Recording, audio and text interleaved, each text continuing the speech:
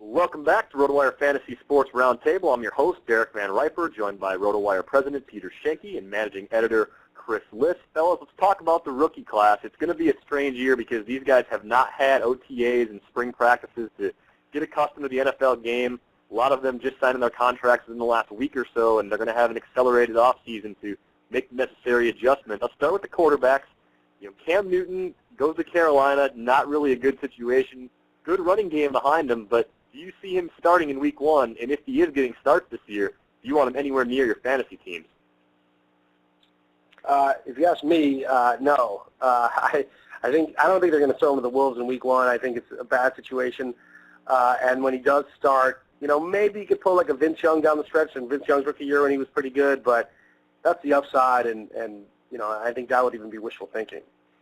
Yeah, generally fantasy quarterbacks, don't do well in the first year. I know we've seen some exceptions the last couple of years with Matt Ryan and Sam Bradford, but, generally I just try to avoid them as a fantasy owner. And this year with the shortened amount of preparation time, I think that's definitely the way to go.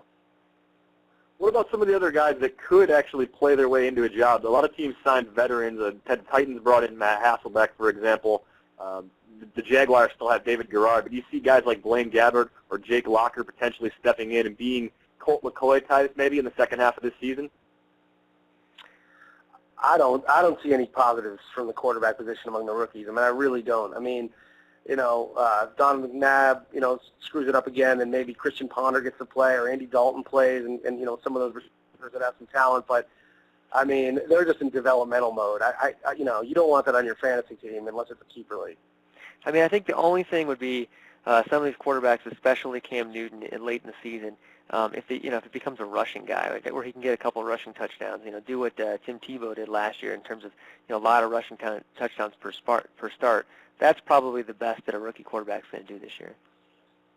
Yeah, I think that's a good take. In a typical year, I generally avoid them anyway because of that learning curve, and with so much less time to really adjust to pro-style defenses, I think that's going to be a significant concern. Guys that you're going to want to avoid entirely again this year. Let's talk about some running backs in the rookie class, though. There's some impact players here, and one in particular that stands out to me is Mark Ingram. Goes into a high-powered offense in New Orleans, should jump right in and get the bulk of the carries, but he could end up in some kind of a timeshare, maybe with a Pierre Thomas type. Now, Chris, I know you've always been a Pierre Thomas supporter, but is Ingram the kind of guy that can come in and take this job outright? Yeah, should. He's supposed to. That's what he was drafted to do. I still think Pierre Thomas is good, and if he's healthy, he could play his way back into a role. But I think for now, Ingram would be my second rookie running back taken after Daniel Thomas, who I think just has a slight edge because his competition is Reggie Bush, who's clearly not an every down back. So it's really he has it to himself. But I also like Ingram, and I like that situation there too. I know that Pete's favorite is Mikel LeSure, but I like the other two guys. Yeah, LeSure obviously out for the year, so I won't be drafting him, I guess. Yeah, tough break for the Lions rookie suffering that injury here over the weekend. And looking at some of the backs that could have a prominent role right away, Ryan Williams in Arizona going to compete with Beanie Wells for carries. Is that a situation to avoid entirely, or do you think maybe those backs are going to fall far enough down the board where you could draft both and just kind of play the one that actually runs away with the larger share of the carries? I think you could do that. I don't think it's a bad idea. I like Beanie Wells' talent. I just don't know if they could stay healthy. So you might be able to get Wells if healthy, and then if he just can't do it, then you get Williams. And I think they want to run the ball. I think that's a reasonable strategy depending on obviously where they fall in your draft. I like Ryan Williams a lot. I like teams that are going to focus on the run, where you have a backup that's kind of behind a veteran that's kind of shaky. And Ryan Williams right now, he's going 58th overall on Mock Draft Central for running backs and 187th overall. So his price is really good. He's the kind of guy you get in the middle to late rounds that could pan out. So I like him a lot. Yeah, I think in Beanie Wells' case, he didn't even start last season healthy. Had that knee surgery and really just never got on track. Plus the passing game was so bad there was no way Arizona could really do anything of significance offensively beyond Larry Fitzgerald's contributions.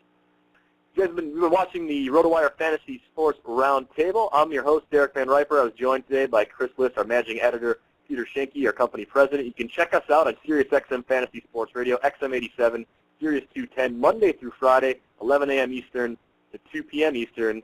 Be sure to check us out, and have a great day.